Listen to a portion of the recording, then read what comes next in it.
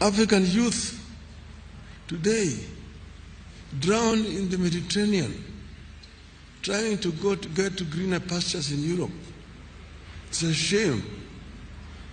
We must arrest this trend and ensure that we create conducive environment within the continent here. That this youth do not have to flee to go to Europe. And this will only happen if Africa works together as a united continent.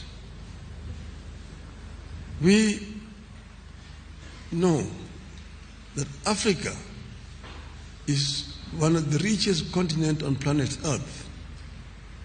It is a paradox. The richest continent is also the poorest in terms of living conditions of its people. This we must put to rest.